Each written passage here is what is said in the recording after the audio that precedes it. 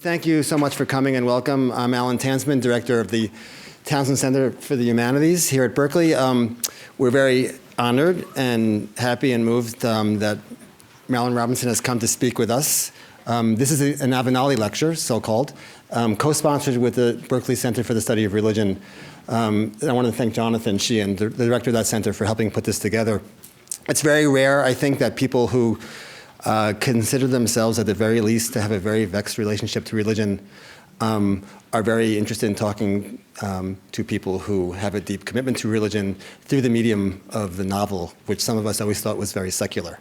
So this is really a great event for me for that reason. Also, I should say, as I said this afternoon, before Professor Robinson's talk, I called her doctor this morning, about the question of audience in Shakespeare, that I'm here as an unabashed fan, and like many of you, I've been a lover of her work, in my case since 1980. And I realized, I hope it's a coincidence that my 6-year-old daughter's name is Sylvie.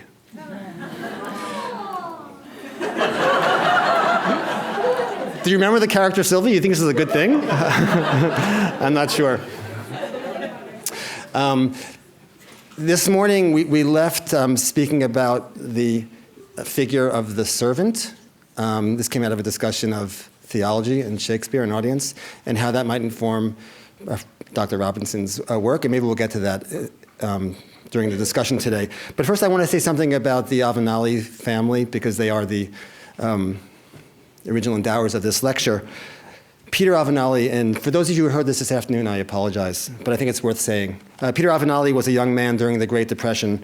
His Berkeley education cost him $25 a term, a price that included tickets to Cal football games. You weren't here because you wouldn't laugh twice, those of you who laughed. The son of an Italian immigrant, he graduated from Berkeley with a degree in English literature and went to Harvard Business School and then to war. He spent 4.5 years in the Army, serving time on the front lines, including at the Battle of the Bulge, in which some 19,000 Americans died.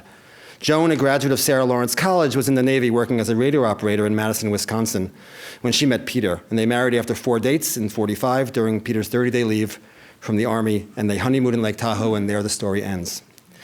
I said this afternoon that when I first read Housekeeping in 1980 with a very dear friend who's sitting in the back row, Brian, and that we felt that we, too, had discovered the novel, two as in T-W-O, not T-O-O, and then we gave it away far and wide as if passing around some beautiful jewel. And I said to you earlier that I didn't imagine when I read that you did or could exist, but there you were. The feeling of magical, drifting melancholy matched our sensibilities in that time and place in Kyoto in 1980. It's many years later, and I think I've read everything Marilynne Robinson has written, her essays and her fiction. And when I read her, I find myself moving across her words very, very slowly, wondering why there's a but here and not an and there, why a comma and not a semicolon, why a shadow or a patch of sun, why a person walking this way and not walking that way. Her 2008 novel, Home, which I read 6 years ago, drifts into my mind often, distilled in the image of the troubled character Jack moving under the lintel of a door. I don't know what that means, and perhaps the panelists can enlighten me later. As for her 2004 Gilead, the feeling of being too directly addressed discomforted my Jewish soul so much that I had to put the novel down repeatedly before finally finishing it. And when I finally finished it, I felt that I was being addressed by somebody who transcended his being a preacher. I apologize for these very personal responses, but they are the best way I can think of to introduce Marilynne Robinson, a writer you all know so well already. A writer one loves comes to feel like one's private property, but of course she belongs to the world. I should say then that Dr. Robinson was born in Idaho and has been awarded the Pulitzer for fiction, as well as the National Humanities Medal. Her new novel, Lila, not Leela, Lila, is just out. I'm halfway through it, and I'm watching Lila's transformation. And right now, what I'm wondering, and maybe this will come up in the conversation, is what the state of my soul might be if I belonged, which I think I do, to Lila's unsaved traveling band of a family. For me and for many others, reading Dr. Robinson's work is an aesthetic and a spiritual experience. This evening, we're joined by Berkeley faculty members Bob Haas, Dorothy, Hale, and Jonathan Sheehan for a discussion about religion and the art of the novel. With many, many apologies, I'll say very little about these very eminent people because I'd like to quickly get out of the way.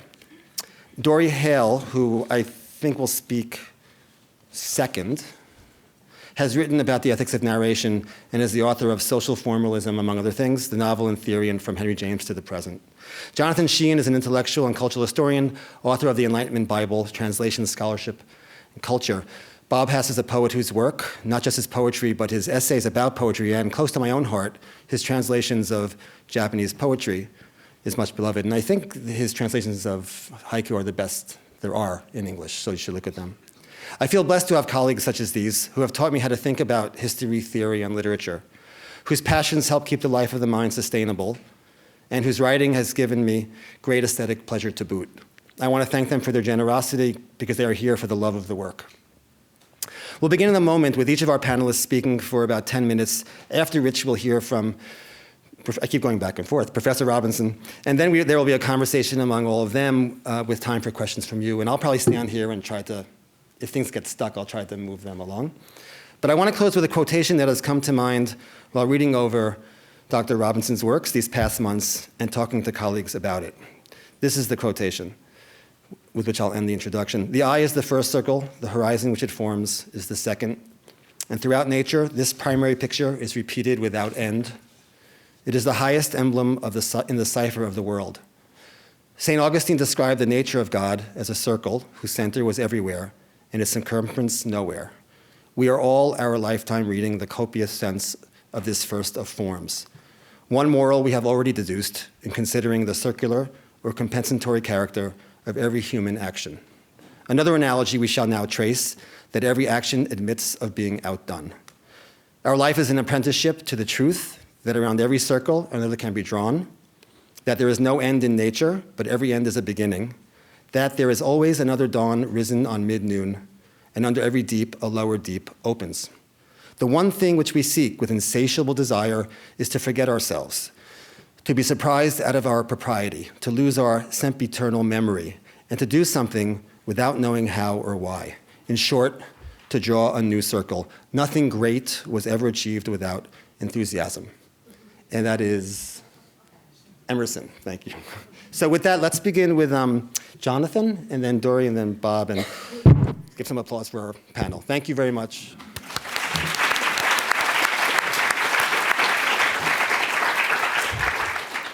So thanks to Alan for the nice introduction, and to Marilynne Robinson for existing, and for helping us to create what I think is a really important ongoing conversation about religion here at Berkeley.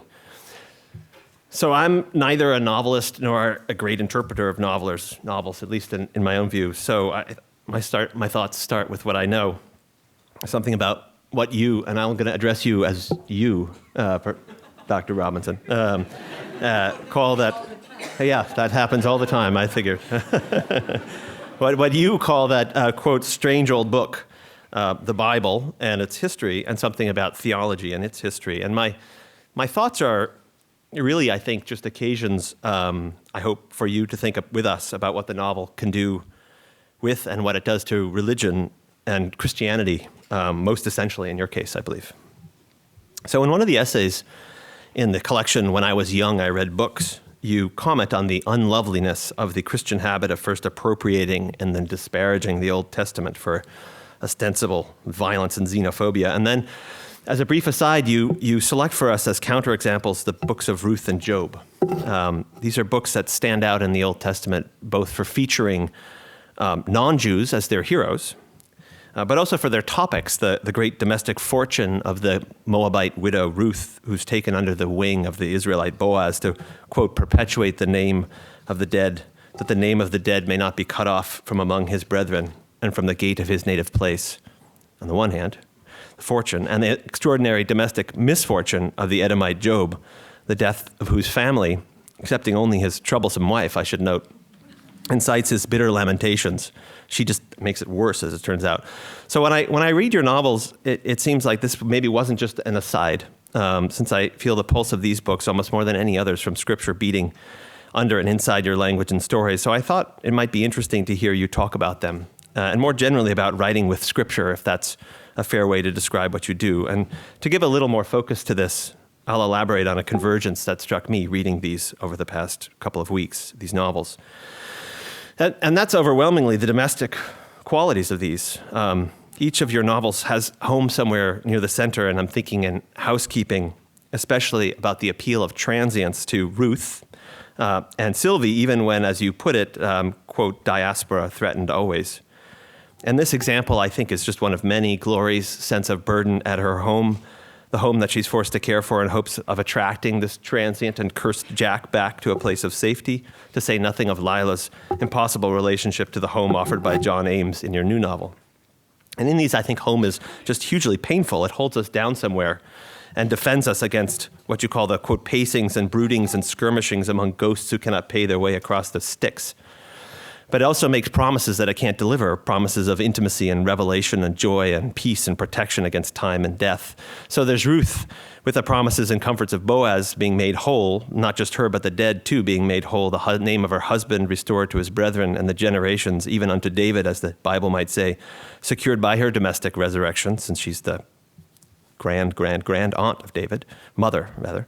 But also Job, whose home is his vulnerability. The quote, the thing which I greatly feared has come upon me, he cries, and this I was afraid of has come unto me. I was not in safety, neither had I rest, neither was I quiet, yet trouble came.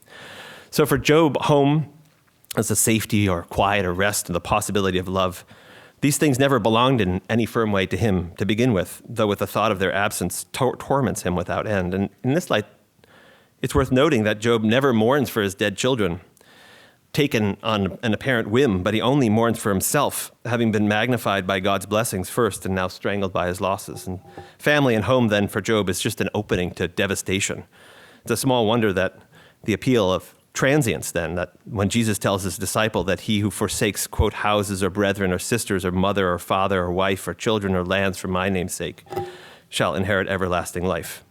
So if one of the things that you do so well is to make Scripture feel like a kind of home and focus our attentions down to its nooks and crannies, I wonder if you could talk about how these books in particular, and others I might have missed, and Ezekiel, obviously is a book that is actually the primer for Lila. In the latest novel, she learns to write and to read, in a sense, from one of the strangest, if not the strangest book in the Old Testament. So just to talk about how these books have been a resource for writing, how do you write with Scripture, and how in particular do you do it? If, as you hinted, I think in your talk earlier this afternoon, there isn't really the kind of conceptual framework anymore that makes Scripture feel like home to most of us. So that's the first question about Scripture. Do I have time for a little bit more? So I wanted to tack quickly back to theology then. And I wanted to read a quote to you from Housekeeping, your book. You're hopefully familiar.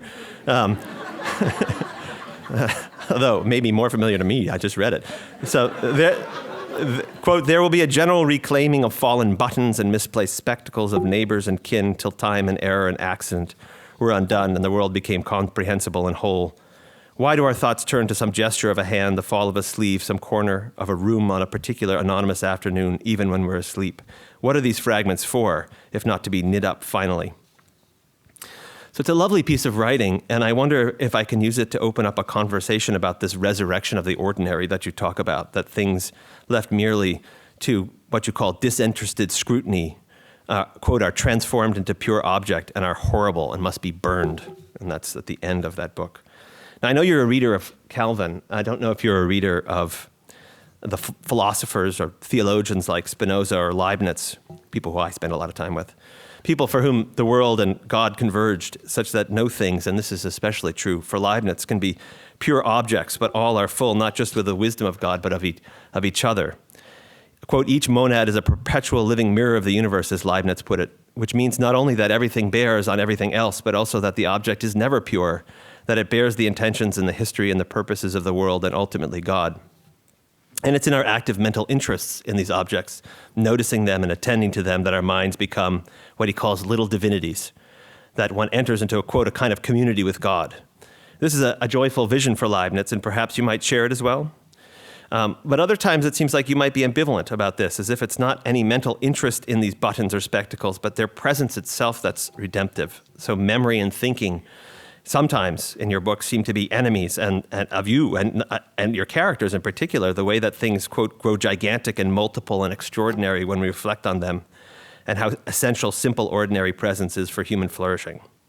So I wonder if you could talk about this, and perhaps in relation to the doing of theology itself, you might be one of the few people I know who writes about theological disputation in the characters of Ames and Boughton is how I say it, but I don't know if that's how you'd like to say it, and who writes about theological disputation in literature and who professes an interest in and excitement of the reading of Calvin's Institutes.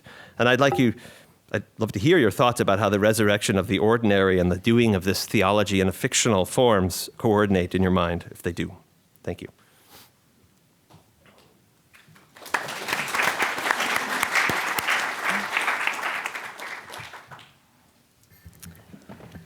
It's such a pleasure to have the privilege of being able to ask a novelist whom I so much admire questions about her work, questions that I've been pondering for quite some time and relate to my own academic research. I'm hoping, Professor Robinson, that you might be willing to talk to us tonight about your sense of the art of the novel and about why, out of all the literary forms you might take up, the novel has proven so far to be the genre most suited to your creative project.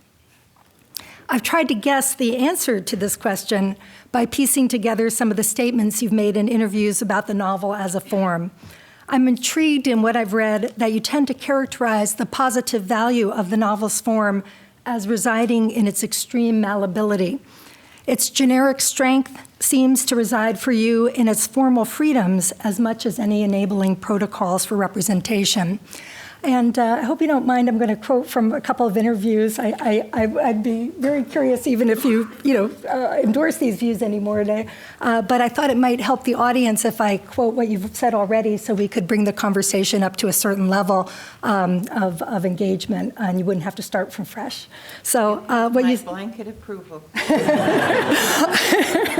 You could say, no, I don't think that anymore. Okay. I might have to say that, but we'll see. So in 2006 interview, you say, the most successful writers break all the rules. When you read Dickens, you say, he just plunges in. You get these great panoramic scenes of London or something, and then zoom, you're close in to a consciousness.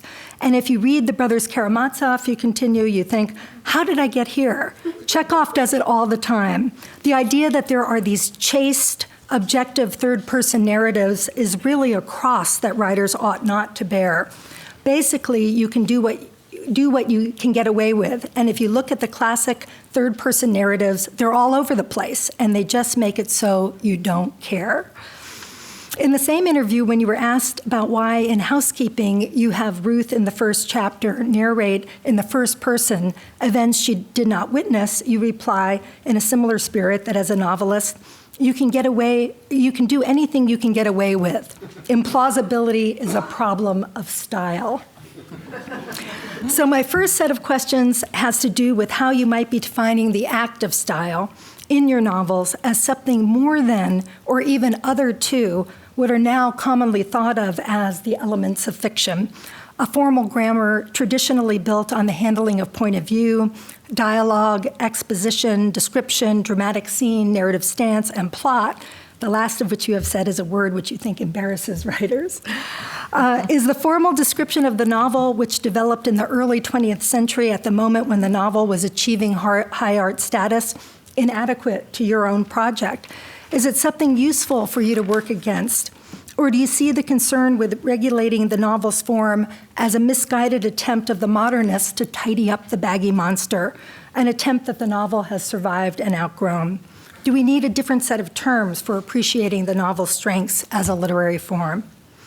In regard to your own novels, I would love to know how you make the decision whether to write a novel in the first person or the third person, and what difference, if any, that choice makes to the creative project. In the 2006 interview I've been quoting, you say that you chose the first person for Housekeeping in Gilead because, quote, in both cases I felt I knew a voice. I don't know where the voice comes from. I don't know why. I don't know if I will ever write other than in first person, but I feel like I'm being faithful to a voice that is not mine, and that's where the first person comes in. Since Home and Lila are not written in the first person, does it mean that Glory and Lila did not come to you first as voices? Or did you feel that there was something about the focalized third person that enables you to render those characters as voices and do something else as well? Your description of how Ruth and John Ames came to you as voices leads me to the second set of issues I would like to know more about. It seems to me that one of the reasons why you feel the need to break the rules that have grown up to regulate narrative technique is that those rules are governed by a philosophy of personhood, which your own vision challenges in many ways. The rules about narrative technique that grow up in the 20th century are often motivated by the attempt to keep identities distinct, to draw a clear line between characterological and narratorial subjectivities, to bracket authorial identity, to show the autonomy of the novel's points of view and or the diversity of its speaking voices.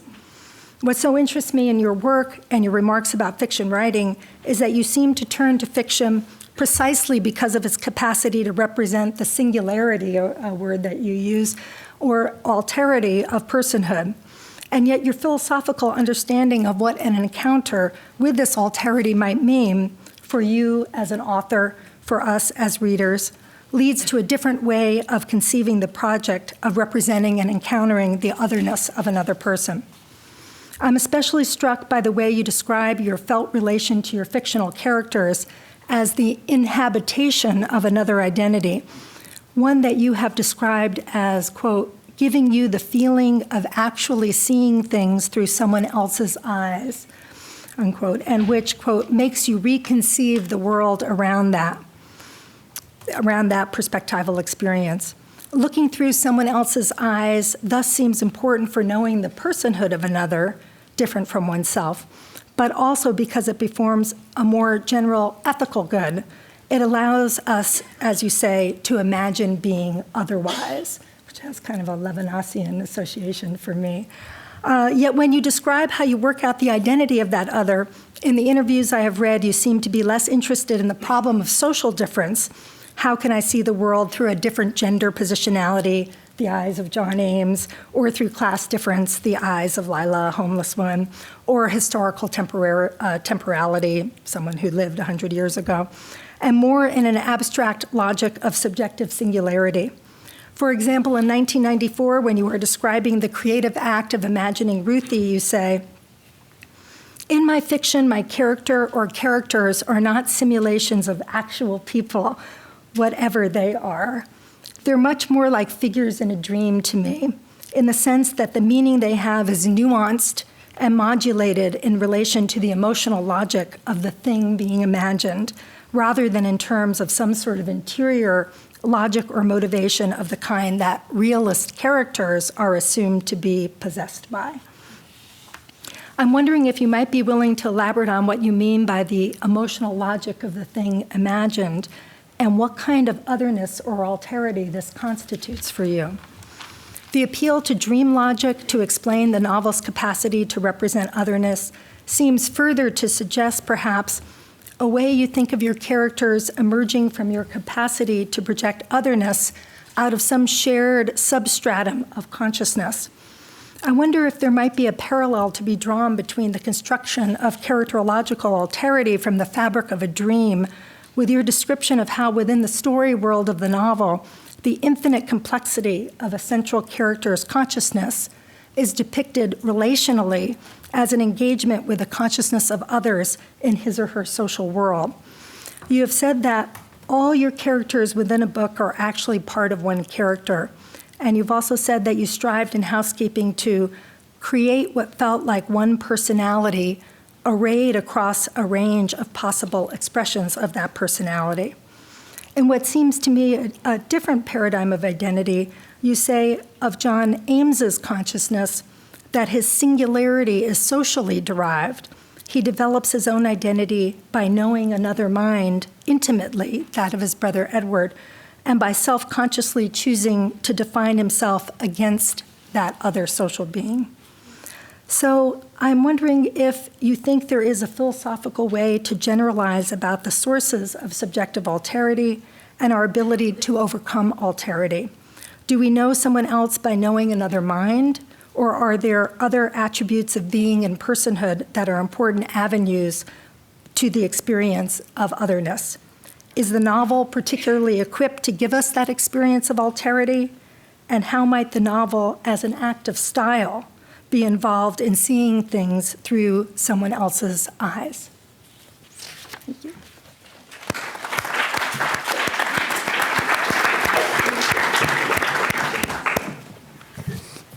I'm so glad you're in Berkeley. We're all very glad that you're here. Thank you. I'm very happy to be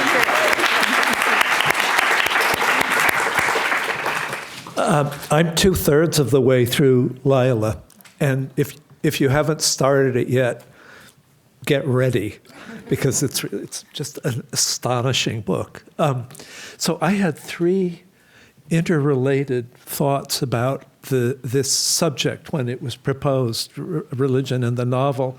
And the first was to think of Lukács's remark that the novel is the epic of a world abandoned by God, that the novel is essentially a secular form, that its secularness probably begins with Don Quixote and with the demands of plausibility, which take one away from the world of wishing, which is the world of a notion of the sacred, and that it was going to be tested from now on in this new form as it developed as a middle-class art form, an empirical art form, a Protestant art form in the 17th and 18th centuries, into a way of telling stories that tested all forms of wishing, all forms of hope, all religious ideas against this idea of plausibility. It's interesting that you raise that right away. And you could say you can get away with anything if you can make it plausible. And so I thought, that's that empirical demand of the novel, and it's the one that Lukács read as being not hostile to religion, but figuring out what the world is like without the benefit of a telos like that. Thinking about that, I thought that where that idea gets tricky is with the notion of plot. That the plot of the novel would be the place that a providential notion of the universe might enter. And that made me think that the novel was born out of a kind of dance between the picaresque, that is, something like Lazarillo de Tormes, early novel, in which life is basically one damn thing after another. This happens, and then this happens, and then this happens. And there is no ordering principle, really no plot. And as soon as plot enters, some notion of causality enters the world. One of our colleagues, George Starr, wrote a book about Defoe, in which he argues that what Defoe did with Moll Flanders and with Robinson Crusoe and was essentially to picaresque narratives, one damn thing after another, revised from the point of view of Christian narration of coming to conversion and enlightenment. That the novel has dealt with this thing by, on the one hand, seeing a world of chance and surprise, and on the other hand, using plot to suggest that there is some pattern-making thing in the universe, which religion might correspond to. When I started thinking about plot this way, my head going through novels, I thought of Jane Austen. Auden has a line in his about her secularity. You couldn't shock her more than she shocks me. Beside her, Joyce seems innocent as grass. It makes me most uncomfortable to see an English spinster of the middle class describe the amorous effects of brass, reveal precisely and with such sobriety the economic basis of society. And then I thought, well, are the fairy tale endings of novels, of Jane Austen's novels, not a kind of providential story? And how would you, thinking about the history of the novel as a re-investigation of the idea of a telos, spiritual telos in history, what would you do with a Dickens, the machine of a Dickens novel? What would you do with a Jane Austen novel? And what about the relatively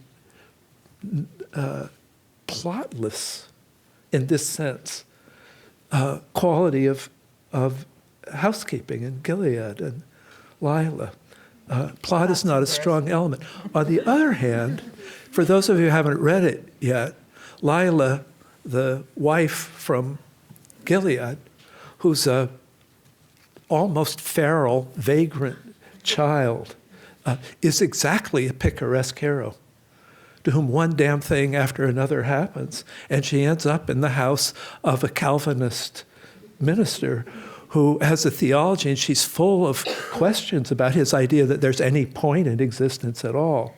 And I thought, well, actually that replicates this idea in Defoe, that there's a kind of fundamental debate between the telos and the secular knockabout vagrancy of the picaresque. So that was one thought I had. And then the second thought was, why don't you define religion? And I thought, well, religion, I thought of Susan Sontag's definition of religion, which is a community of behavior around shared symbols of the sacred, which I thought was pretty good. And then it made me wonder if, rather than asking about religion in the novel, we asked about the novel as religion, whether there was any sense in which novelists and people who read novels constitute a community around commonly held something. What is the commonly held something around those of us who love novels, share experience, have book clubs, talk about books, write books, think through them, and so on. So those are my questions for you, Marilynne.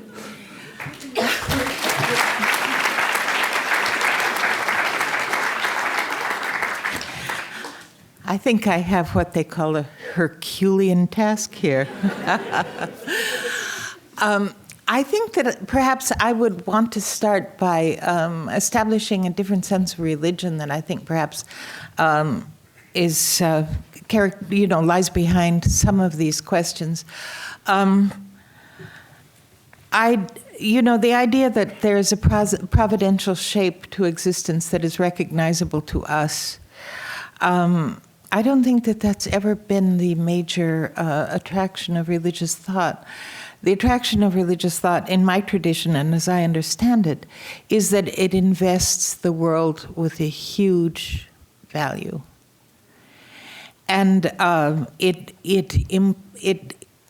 says basically you are given the gifts to understand things that always exceed your understanding, I believe it is true that in secular terms, real secular terms, which I think might be more unusual than we imagine, the actual richness of experience tends to be undervalued. I think, I get in these silly little quarrels. They don't seem to notice I'm quarreling with them, but with the sort of Richard Dawkins tribe, And there's a sort of implied merely behind every description that they make of the world, And then I pick up my Scientific American, and reality, as we know it now, is complexity within complexity beyond complexity, with a new variant on possibility in everything that is described. And my feeling is that theology is closer in terms of evoking an appropriate awe than it's closer to science, it's closer to cosmology, theology is, than, the sort of positivist, common sense in the old sense, model of reality is, my own attraction to theology has always been, among other things, that it creates a much larger space for evaluation and perception and all the rest of it than any actually secular model of reality that I've ever encountered. If you talk about, from the point of view of plausibility, theology fails by a standard of plausibility that Samuel Johnson would have recognized. But not much fails by the standard of plausibility that string theory proposes, you know? There's something extremely 18th century. I mean, when I read this, you know, these opinionators that describe themselves as scientists, although basically they studied crickets or ants. Well, I mean, it's only true, you know. Talking about, you know, who could be so foolish as to imagine. But then you pick up a Scientific American, my Bible, my other Bible, and it says, you know, that this might be one of any number of universes, and there might be some more immortality of consciousness because information can't escape, you know, all this kind of thing.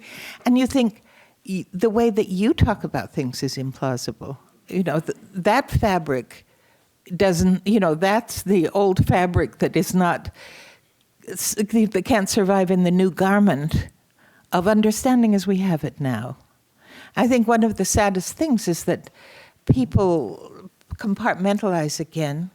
The tendency is to resist knowing the extraordinarily beautiful things that science tells us now. But a lot of it hypothetical, like all good thought, you know. But in any case, when I think of myself as writing, well, I always write from a religious perspective because I have a religious perspective, and I don't assume it for the purposes of fiction. But when I'm trying to be a realist, my idea of being a realist is suggesting in some degree the actual complexity of time, of light, of language, the amazing mystery of human interaction occurring at the level of language with its infinite power, you know, and its infinite, highly structured potentiality for change. It is so amazing. And we have for a long time explained everything in terms of an extremely reductionist anthropology. But, you know, this is relevant to something that somebody said at some point, forgive me. But I've turned into a complete Jamesian, William that is. I believe that we know anything in the way that we encounter it, to the degree that we know it at all. And that it's always inappropriate to extrapolate from what is always a partial understanding, you know?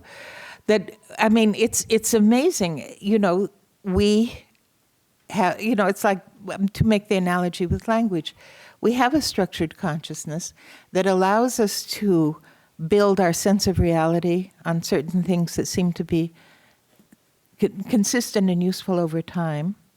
At the same time, that new information, if we're sane and functioning, makes us create new hypotheses around what is true, and you know, so there's a sort of the mind living through the world. That is at the absolute basis of anything that I think of as religion. It's not static, it's the opposite of static. And so when people look for, you know, religious meaning in housekeeping, let us say, and don't find it, it's because they're looking for something that I don't really participate in or necessarily admire, which is this static, ritualized notion of what religion is. I don't think that religious consciousness by any means requires a happy ending, because happiness is something that's defined in cosmic rather than worldly terms in religious consciousness, you know? If you have a beautiful idea before you die, that might be the happy ending.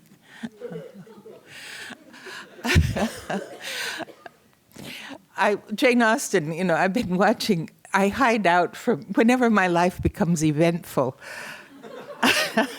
I sort of lower the shades and watch old movies. And I've been watching Jane Austen lately. And that is amazing. I mean, I concede her secular imagination. This seems to me absolutely to be true. The happy ending is always the death of a previously unheard of uncle in a distant place.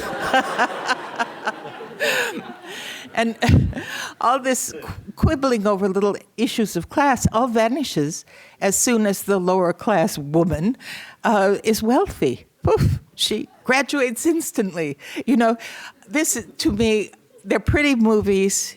They're engrossing in their way. But how secular can you get, you know?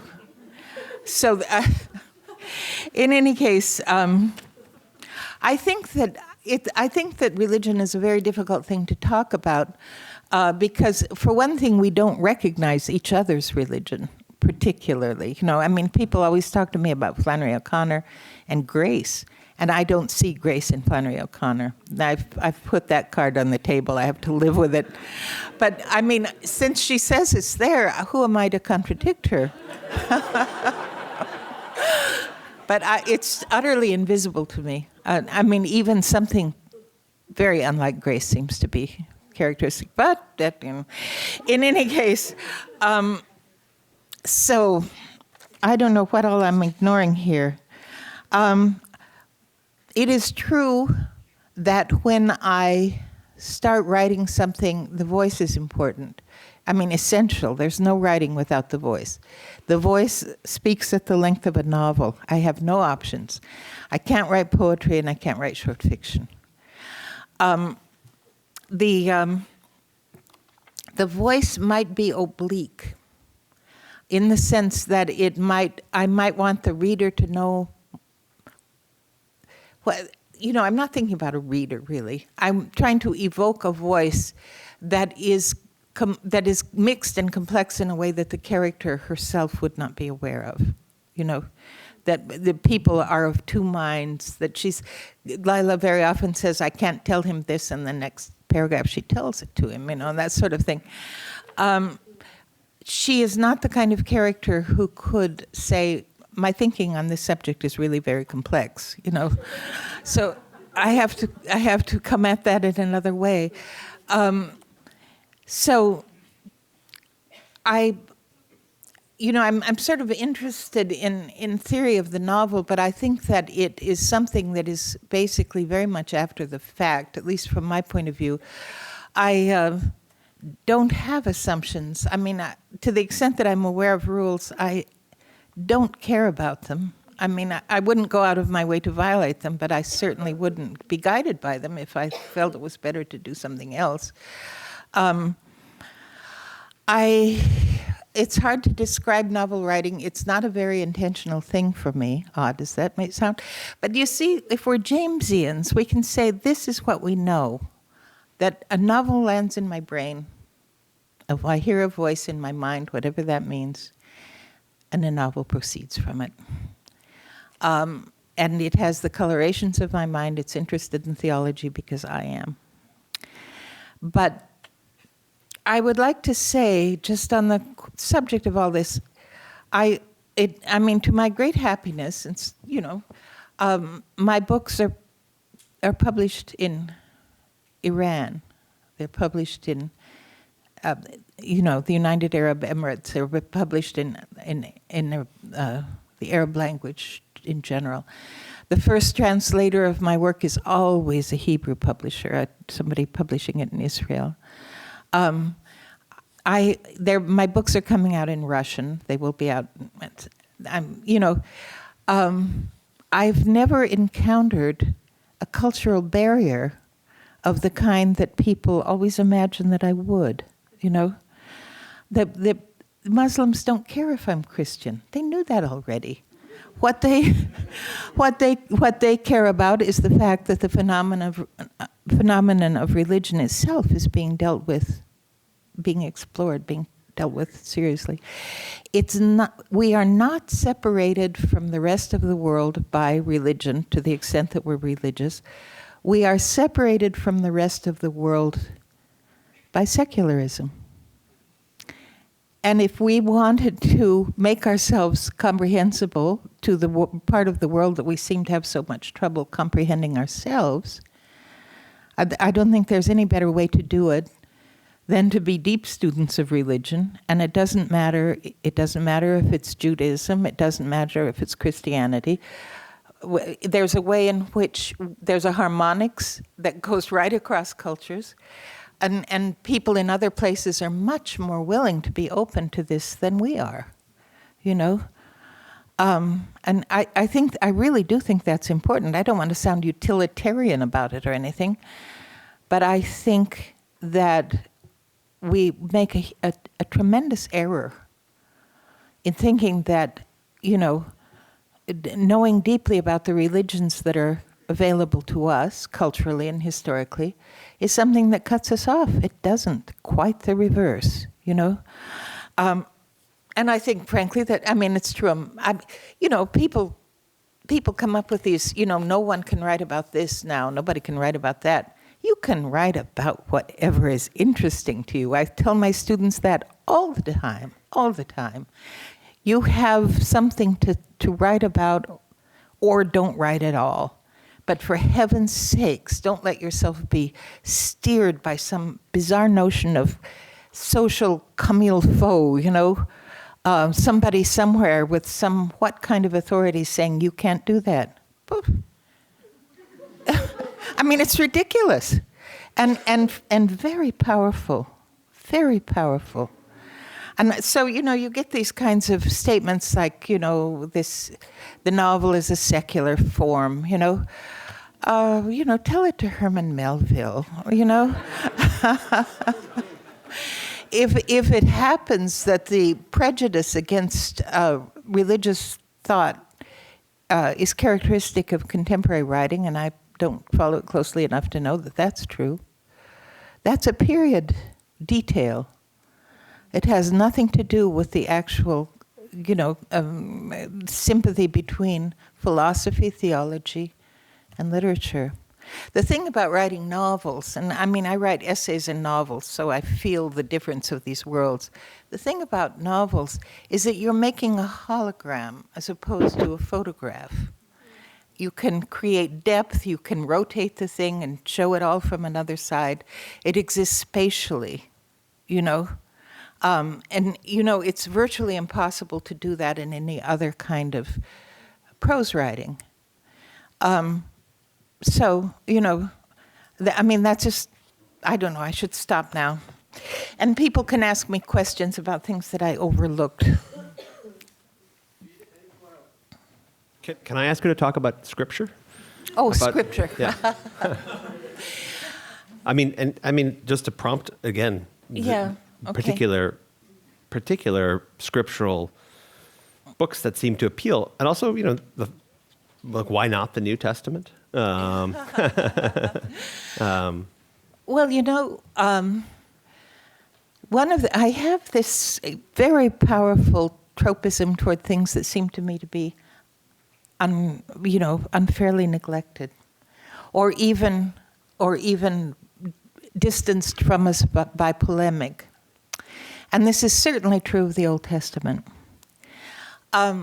It's, you know, I'm reading this book about, you know, about the Bible in pre-revolutionary British culture, and how all the arguments for social justice and so on come straight out of the Old Testament. There's much very, very powerful prophetic utterance and so on. There are things that are alarming about the Old Testament, as there are about Herodotus and Thucydides. You know, I mean, we're grown-ups and we can realize that an ancient book is ancient.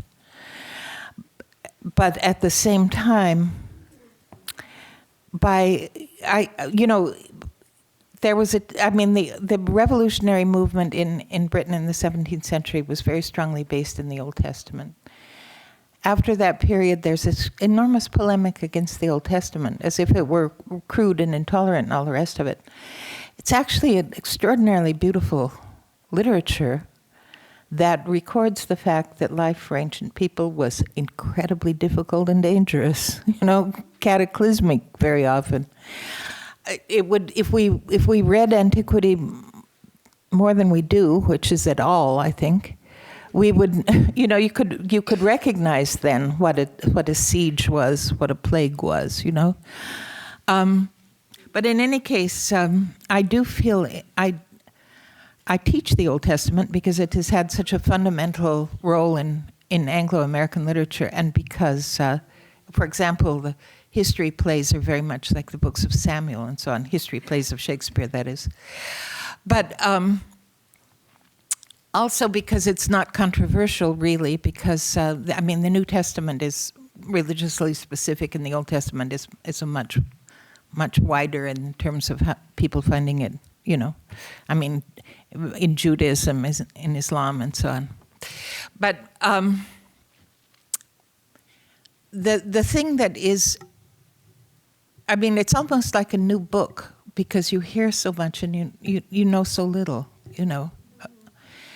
And I was thinking sort of, I feel very often that I'm showing it to completely new eyes. And that as a sort of an idea of the character of Lila. You know, you pick it up and it falls open here, and here's some amazing thing, you know. Wow. You know, I mean, Ezekiel truly is an amazing, radical, you know, visionary document. And I was thinking, you know, if you could read it without prejudice, and so that you could, you know, your own experience was perhaps extreme enough to understand that the Bible is profoundly gracious in recording the reality of extreme experience, you know. So, you know, I mean, that's one of the things I was thinking about when I made her so interested in that parable in Ezekiel. As far as Ruth and Job, you know, when I wrote Housekeeping, people wrote to me and said, this is about the book of Ruth. And I thought, that's probably true, you know. You find out that certain things have had really a much bigger impact than you would ever know by other means than by writing about them. Ruth, I think, is very important in Lila also, although I try to keep her at bay. You know, what's the other one that you asked me about? Well, Job. Job gives me courage. I mean, you know, the passage that he read from the Emerson essay, Circles, is very much what I aspire to, and specifically what I aspire to in Lila, because I want to move the circle outside the circle of Gilead. Job is the scariest book, you know, and imagine a poet writing a poem in the voice of God. And not just a glimpse here and there, but a protracted, profound statement about the nature of existence. Wow. And it's so scary, the idea that God is seen at the distance of this, well, in detail, the ostrich steps on her eggs. And then at this, you know, where were you when the sons of God sang and all this sort of thing? That's bold. And I think it suggests very much that there, even though all we can cling to are narrow definitions of religion, typically, that those definitions hint at cosmos itself. They can be scaled to any reach, you know, that we're capable of imagining. So I feel that Job gives me permission to suggest that the appropriate boundaries of religious thought don't exist. And I want that to be clear. I don't want anybody, I mean, you know, I did not want Lila to go through a conversion experience as those things are ordinarily understood. She's a theologian too. I was wondering if I could try to ask a question that combines something Jonathan said and then Dory's questions. Jonathan used the phrase, the resurrection of the ordinary, and doing theology in fiction. And Dory was talking about the problem of a novel getting you to understand another human being. So I'm thinking about Jack again. And reading Home, I never felt I understood Jack. Jack seemed always about to emerged into something else but didn't. That's why I always think of him as kind of coming through the door, where his sister, what's his sister's name? I forgot. Glory. Is standing more to the world. And I not only did I feel I never understood Jack, I felt like you or the narrator didn't understand Jack. That Jack, like Lucille or Sylvie, were characters that couldn't really be understood, and that's what gave them a kind of enchantment or magic. So I'm trying to put this together with a lot of the things that you all are saying. The way you talked about William James and seems somewhat in tension with this, that you don't have access really to your character's something. I think If that makes any sense. Yeah. I think that they're actually one and the same. We know people in the way that we know them. We develop hypotheses around them. We read things that may or may not be revelatory of what we might call an essential self. I hope I never suggest that a character is knowable, because I don't really believe that. Well, again, just to follow up on that, to point the question a little bit, that I guess I was intrigued. What I was trying to say is that I was intrigued by your statement that when you create a character and you see the world through that character's eyes, then the world is also transformed for you or transfigured. So that's what I was trying to figure out, is what difference then comes into play there for you, so because if there's a commonality that everybody shares, then what difference does it make, qua a particular character? So to see the world through those eyes and then see something different because of that. And I guess that's where I'm so intrigued in reading your novels. Like, I would make a difference between Jack, who doesn't have his point of view, who's always seen either through Ames's point of view or in the next novel, Glory's point of view, and a voice like Ames, who is there on the page for us through that voice and that first-person narration. And then the third person of Glory or Lila, who comes to us, again, from the reader's perspective from a different vector. But anyway, the short question is, would you, you said this thing about seeing through other eyes. Is that something you actually, would want to stand by? Or is there a different way of describing that feeling of alterity that would be a better way for you?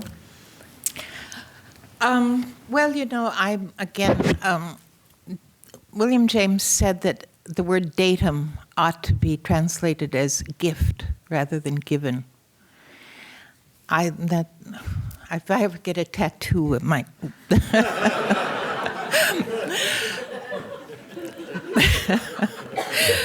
But in any case, I would suggest, yes, the otherness of the mystery of another, and yes, the commonality that makes it possible for us at least to attempt or to imagine or to hypothesize or to feel a crossing over, despite difference.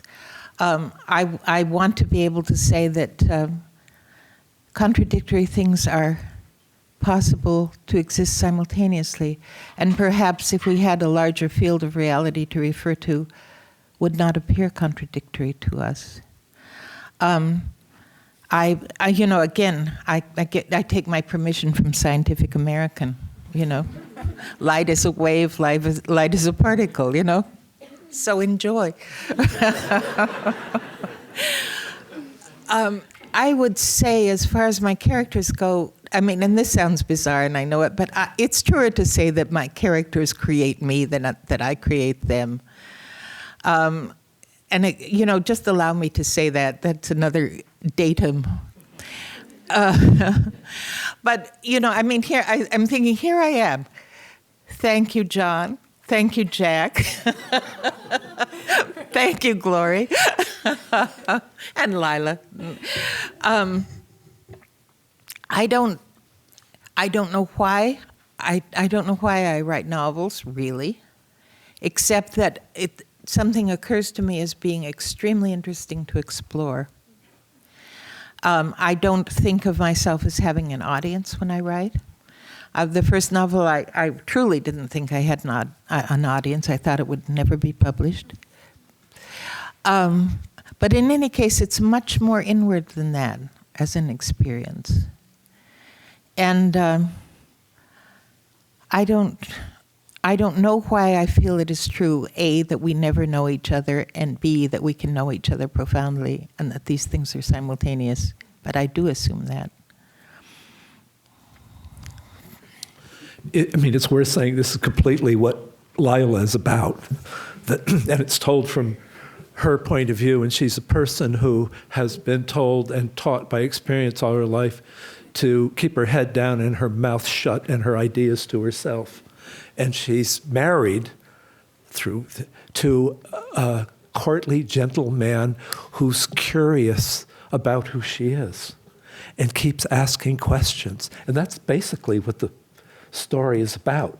The plot is, and it's from her point of view, but we're watching him we have a little more information than he does. But the eros of the book is completely about him saying, "What are you thinking?" And she's saying, "I might tell you, I might not."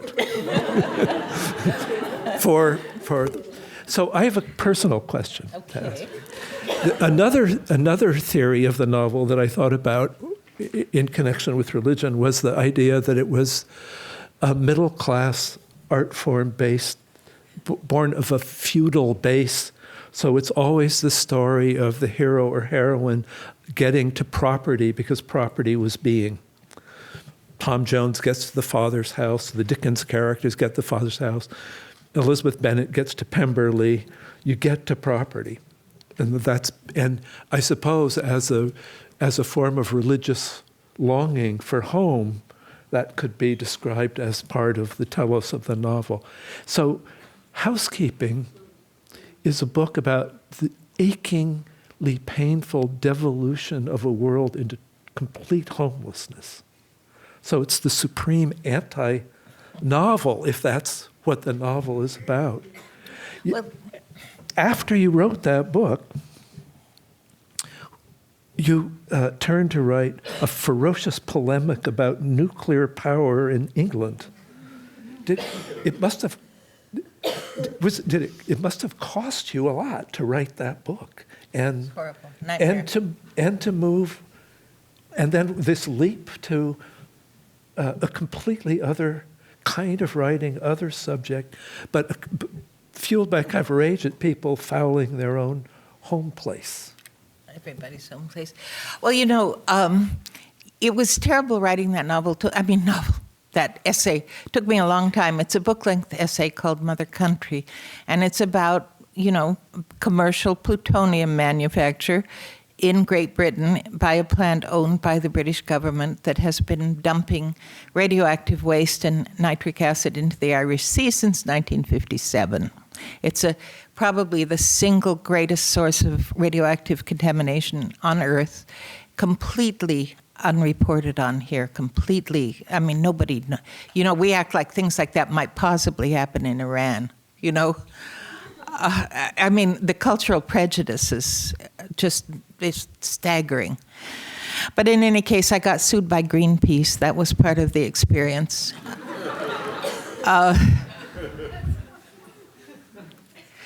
Under British libel law, in Britain, you can be sued for libel if you say something that damages someone else's reputation, even if it's true. The truth is no defense.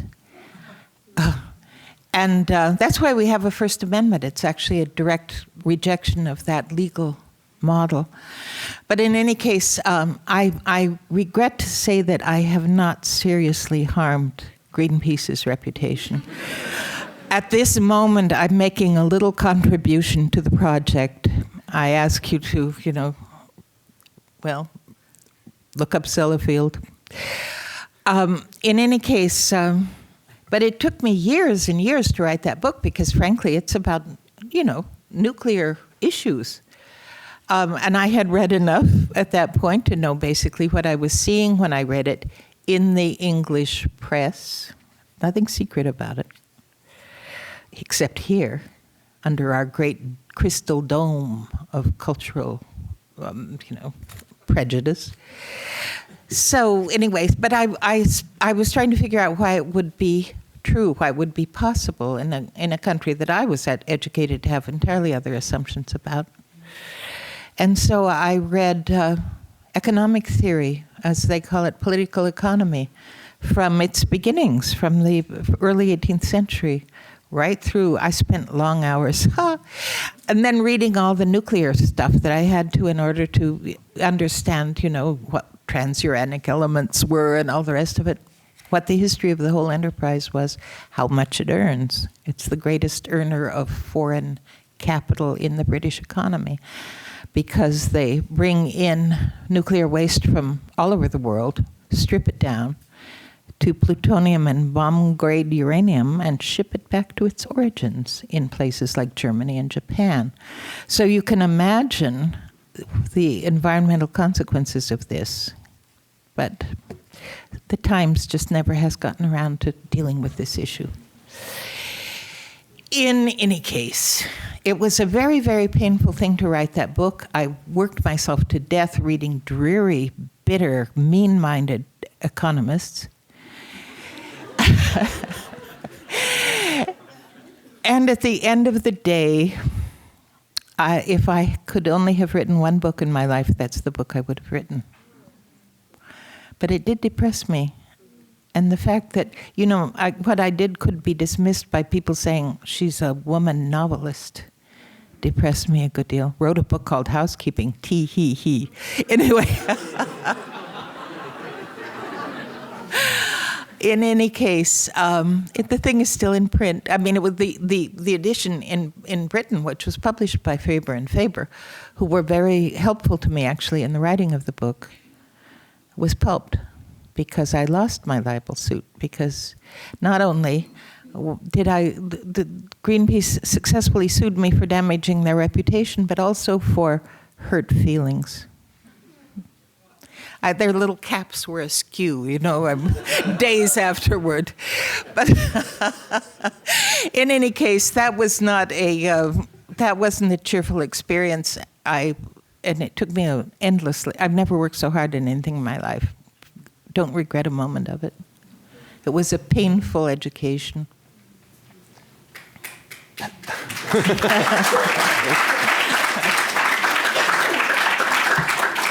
Here's the pain, right?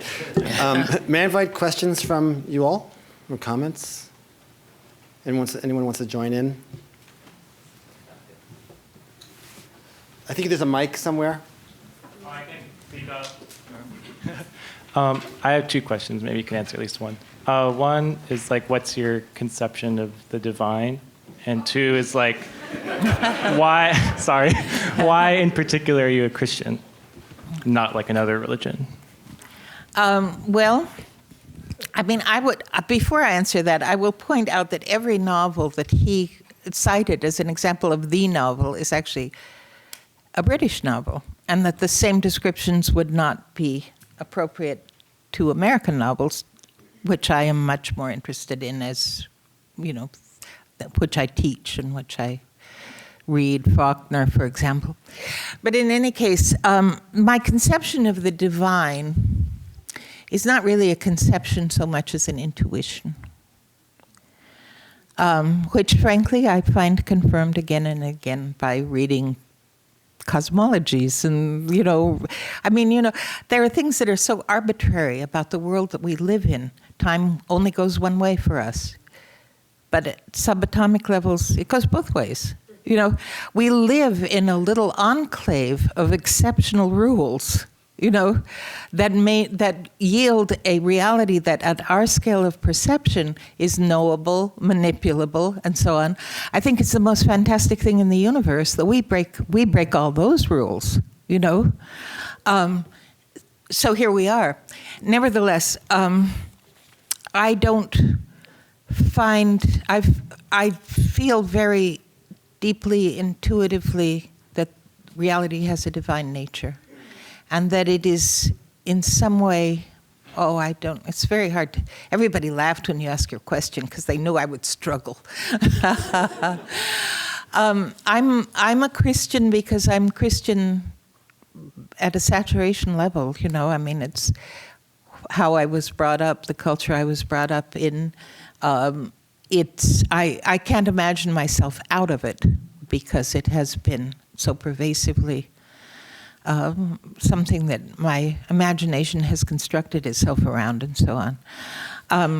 I think I find it extraordinarily beautiful, extraordinarily profound, and I don't feel any yearning for another system, system is such a bad word, which is not to say anything about other people's religious understandings, but what, in a vast percentage of cases, we receive historically our metaphysics.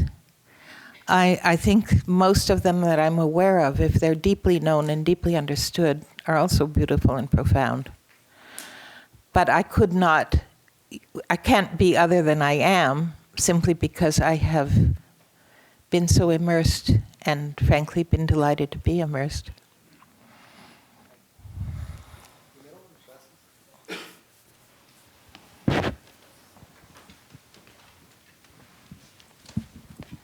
Yeah, so I have a question about love, especially as it makes itself known in Gilead. In Plato's dialogue, The Phaedrus, he talks about knowledge in the context of love.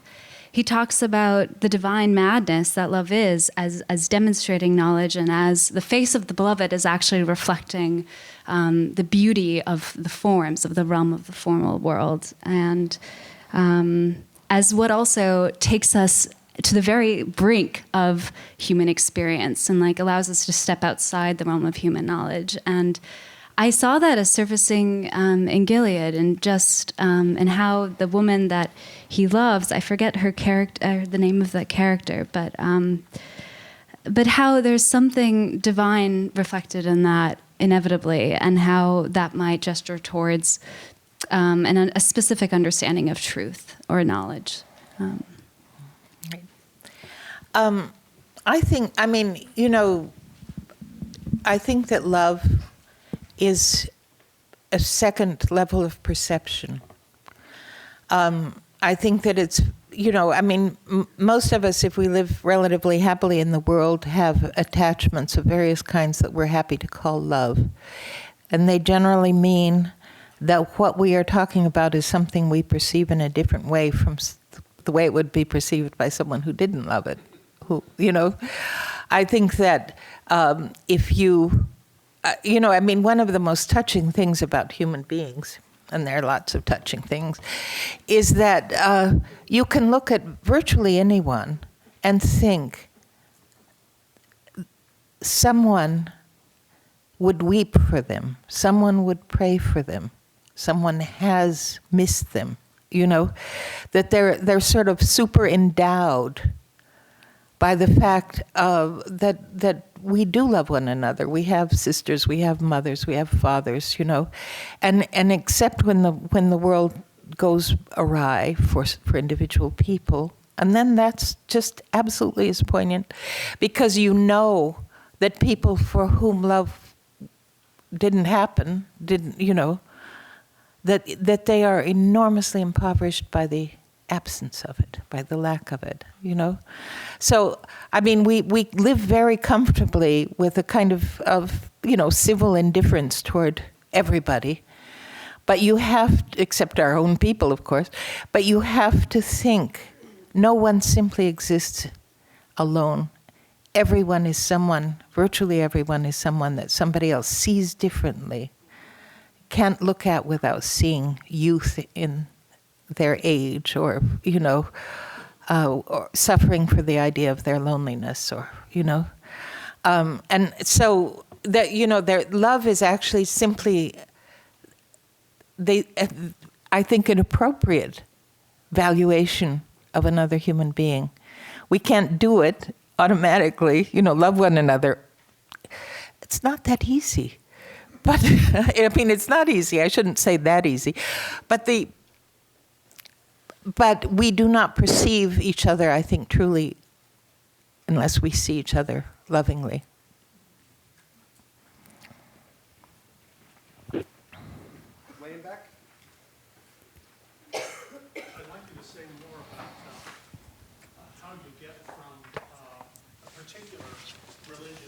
religion in general. And I've noticed that you've been quoting William James a lot. William James is surely someone that affirmed religion in general, but yet was unable to ever affirm a single Christian doctrine. That one striking thing about your fiction is that it's so particular. So you have a great sensitivity to the difference between the Congregationalist and the Presbyterian tradition. That's a very important part of it. But I see considerable tension and argumentation within the Protestantism that your books display.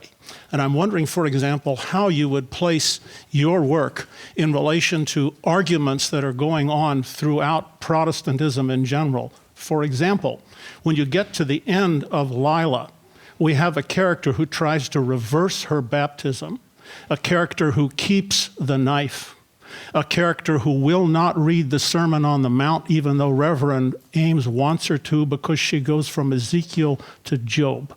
We have in Lila a character who presents a rasping, even jagged critique of the particular style of religion that embraces her and that she nonetheless appreciates. Now, from the point of view of the history of Protestant thought, one can construe, especially Lila, but also Gilead and to some extent Home, as liberal Protestant argumentations against fundamentalism and evangelical Protestantism. Yet you display a general affirmation and generosity toward many different kinds of religion. Are we wrong to read the Gilead trilogy as an affirmation of a particular kind of Christianity directed against others? Well, you can't read much Christian history without knowing that typically there are kinds of Christianity that are directed against others. Where else have we been since the Arian controversy, And it's, the difference between Congregationalism and Presbyterianism is kind of a joke, because it would take us forever to try to describe it. We feel it. But, having gone from the Presbyterian fold into the loving embrace of Congregationalism, I couldn't really describe the difference to you very well. I'm happy as I am. But in Protestantism, controversy is a habit. It's a custom. It's how you keep the, dust off of the theology, It's assumed that people have different views of things, and that they might bother to argue about them. I don't think that there is much tension between Presbyterians and Methodists, even though there are theological differences between them that matter to them if they're strongly acculturated as one or the other. One of the things that is true, and I think rather forgotten, is that there is such a thing as liberal Protestantism, and that it tends to be associated with Presbyterians, Methodists, Congregationalists, Quakers, and as culturally specific as they are, there's a very broad consensus among them. If I couldn't go to the church I prefer, the second church would be one on that list, no problem. I think that there has been a tendency to forget that those branches of Protestantism, called mainline churches, were extremely important in the abolitionist movement, in the public schools movement, in many other things that are very much part of American culture and things of the genre liberal. There are people that have taken exception to it. There are people that take exception. That's just human nature. It doesn't disqualify any of these things from whatever attention it seems to merit.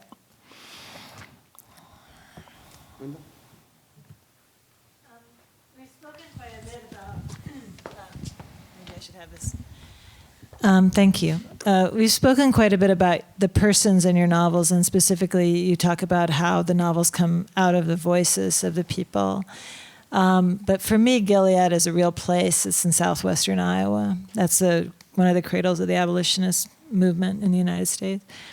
And I wondered about place, and how does the place come to you? You have the voices come to you, but how did the places come to you, and what do the places mean to you?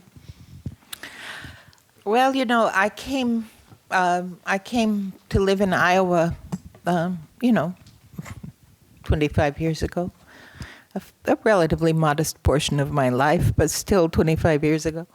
I got there, and I realized that people not only had not been prepared to understand the culture or the history of the place, but people there had internalized this prejudice against themselves of having no history and having no culture, So, and I want to know where I am. I want to know what the narrative is behind a landscape. So I decided to just read up. And I read a lot of 19th century writing and so on about that period, about the settlement of the place, settlement of Tabor, Iowa, which is the town that you're speaking of, about Oberlin College, which just, it was just spores of abolitionism scattered all over the country out of that college. The abolitionism was associated with women's rights and so on, so that women were much more liberally treated in places where abolitionist culture was established, in the Underground Railroad and all the rest of it. Anyway, there was that learning, and they established colleges, and you still find these fine little colleges dotted all over the Middle West, with Grinnell and Oberlin and so on only being the most famous, but many fine little colleges. But anyway, that educated women in the 1830s, and of course were integrated racially in the 1830s also, which we don't know. But in any case, there was that. I loved those people, And then the landscape itself, which I had to learn to see, because I had lived in the mountains in Idaho, and then I'd lived in Massachusetts in the Berkshires, I had an idea of what a beautiful landscape looked like, and I had to educate my eye. And I did. I was very scrupulous about that. And I got my little books of, Middle Western trees and birds and all the rest of it. And WPA, those places in the Depression, so on. But I built up my sense of the Middle West. I worked for it. And I've become very fond of it and very good at seeing its aesthetics. Sadly, there isn't much time left to us, but can you take a couple more questions? Are you up to that? I'm up to it. Oh, you're up to it, okay. In front first row, I'm calling randomly. You've been writing novels for a long time, and I'm curious about your process, if you've seen it change from Housekeeping all the way up to Lila, or if it's been similar each time that you've sat down to start a novel. I think I would say similar. Housekeeping was different because I didn't know what I was doing. I had never, that was the first thing I ever finished, let alone published. And so there was a feeling of what in the world am I doing? What is this about, to a certain extent? But with the other books, I found that I could just trust the feeling. And that's been true in every case. It's a matter of really voice for me. I don't have a process.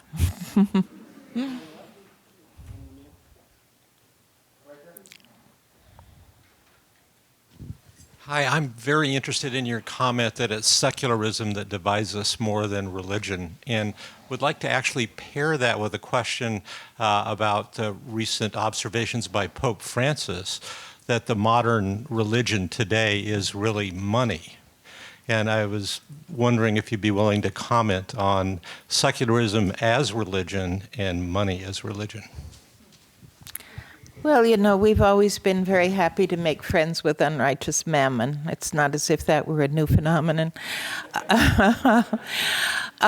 I do not subscribe to these disparaging remarks about culture or people. I hear that all the time. Americans only care about money. I don't know any of these Americans. Who are they talking about? You know, who in this room really, in all honesty, has not benefited from somebody else's very meaningful generosity? Certainly I have. You know, I'm not going to, I have no basis for saying, and I don't think anyone has any basis for saying, Americans only care about money, or anybody else only cares about money. I've been around the world a little bit. You know, people care about their dignity. They care about classical music or something. They care about their offspring and their parents. This very, talking about human beings as though they're not human beings, I just can't, that's wrong. And I think that it misguides people and makes them enjoy each other a lot less than they ought to.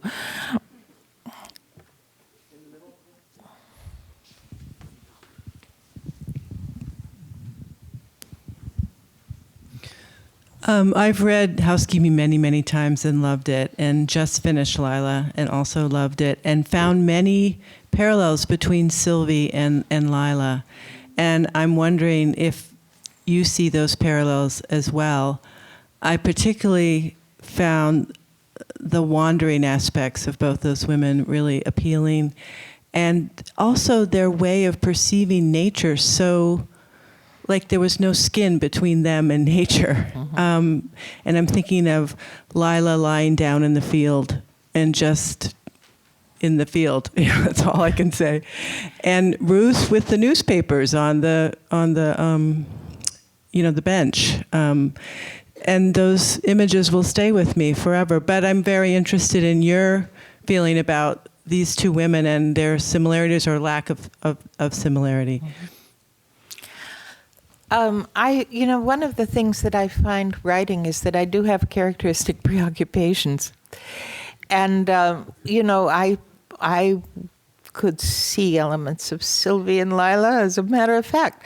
But it would have been artificial for me to shape the character around any anxiety. I thought, well, I'm working through this again, When I was growing up, I was living in a very thinly populated part of Idaho. And my grandparents had a ranch and a ranch house, and we would sleep on a sleeping porch if the weather at all tolerated it. And there was nothing. You saw no light. There were just mountains, and you would hear the wind, or you would see the storms, and it was amazing. I mean, even though it was the normal world for me, it amazed me. And the draw of undefined place, unanticipated place. It's very easy for me to imagine, hauntingly easy. And I think that influences both the characters. The great sweet nowhere.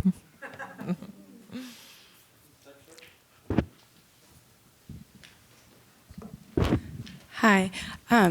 First of all, thank you for being here. I'm super nervous, but you talked a little bit about how your process or lack thereof is sort of driven by finding a voice. But how do you actually figure out how to shape that voice into something that is cohesive and that's not just... I kind of marvel at Gilead, which is really one of my favorite books that I've ever written, that not a lot actually happens. So it's not about stuff happening, but yet there's a real shape to it. And I'm just wondering, are you driven, do you have a central question that you're always answering? Or you said you like to write about things that interest you. Can you talk a little about that? Mm-hmm. I think that a sort of shaping conception in Gilead is something that is a very strong question that I put to myself. I've called it before historical amnesia, because you have a place like Tabor, Iowa, with a passionate history, an intense history.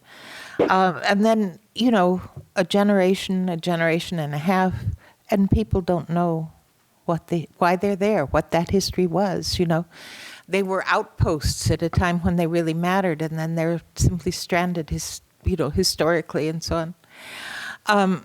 And a reverse thing happened. They when the civil rights movement began, they were not part of the civil rights movement for a long time. And the irony of this is, of course, in Iowa, while it was still a territory, the Supreme Court of the territory outlawed segregated schools. They never ever. There were only 2 states in the country that never had laws against interracial marriage. One of them was Iowa. The other was Maine. So, it has a very strong historical tradition. My own university always accepted black graduate students. And so we got major opera singers and artists and so on, simply because nobody else accepted them, because they were black, So there's a lot that is liberal in the state that comes directly out of its primary culture, but nobody thinks about it. Why is this, and there's these people that say, on the one hand, Iowa has no history, and on the other, they don't know what to do with all the Civil War uniforms in the attic. So that's sort of what it's a kind of exploration in a way of the turn of mentality with generations. That's quite shaping in that novel, I think.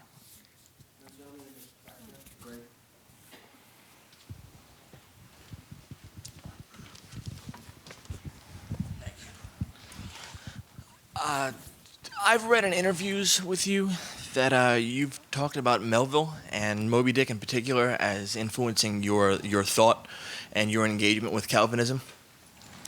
And when I read it, I couldn't help but feel it was very dark and despairing. Do you see something opposite in it, or was it something that you reacted against to help develop your thinking on your Christianity? I don't like to generalize, but I think people die.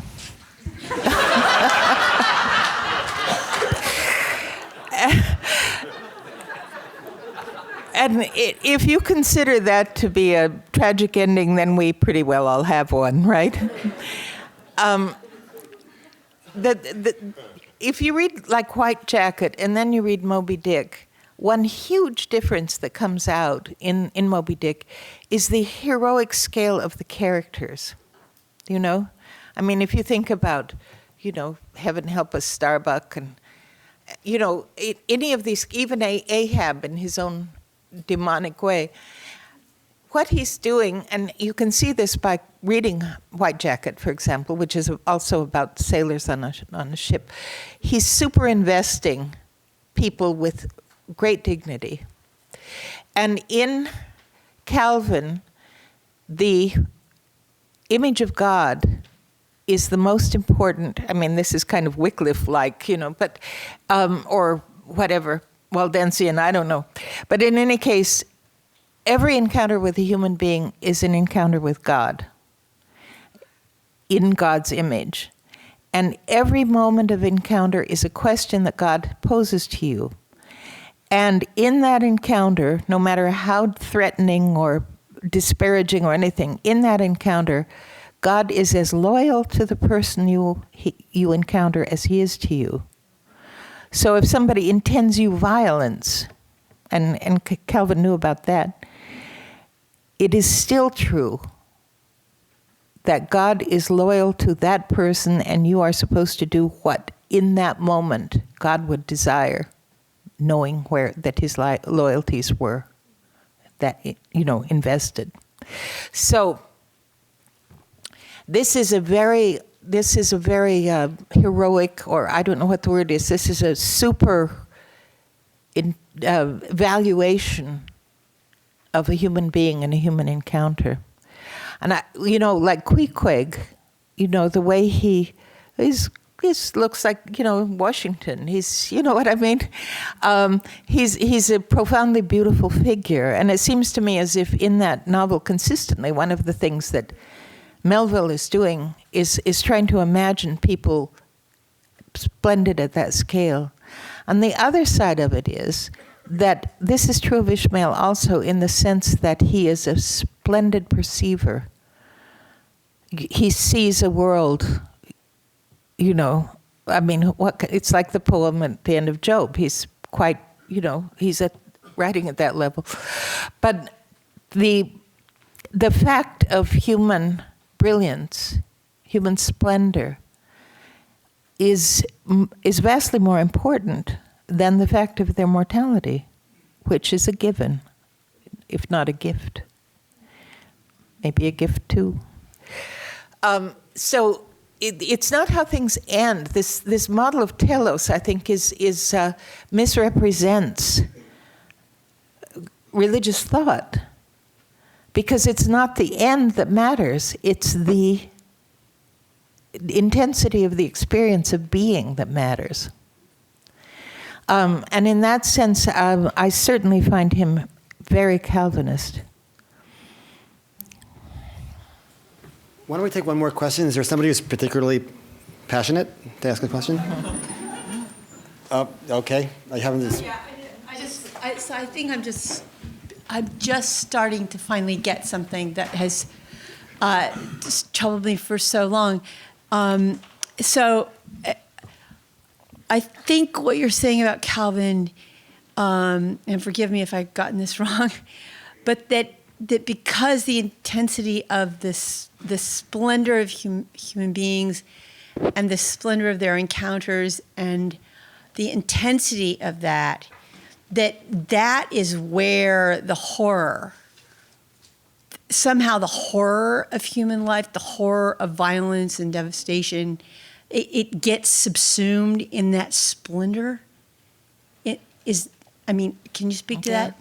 Well, I don't know. I might struggle with the word subsumed, but I would say that from that point of view, what people do and what people suffer matters enormously, infinitely. You know, I think that you know, the abuse of a human being or the undervaluing of a human being in Calvinist terms is blasphemy. That's exactly what it is. And so when war and injustice and all these things work themselves out, that is hugely dark, no question, you know. But here we are, here's the world. Look what we do, you know. I don't, you know, we live in such a sheltered environment, and then, you know, you pick up the newspaper and people somewhere else who don't have clean water to drink are going through absolute hell. And we have to remember that the people very precious to God are going through absolute hell, you know? And that's a very, very dark thing, theologically, as well as in any other terms. I mean, horror is an aspect of the fact of our abusiveness toward each other. Thank you all very much, and thank you all for coming.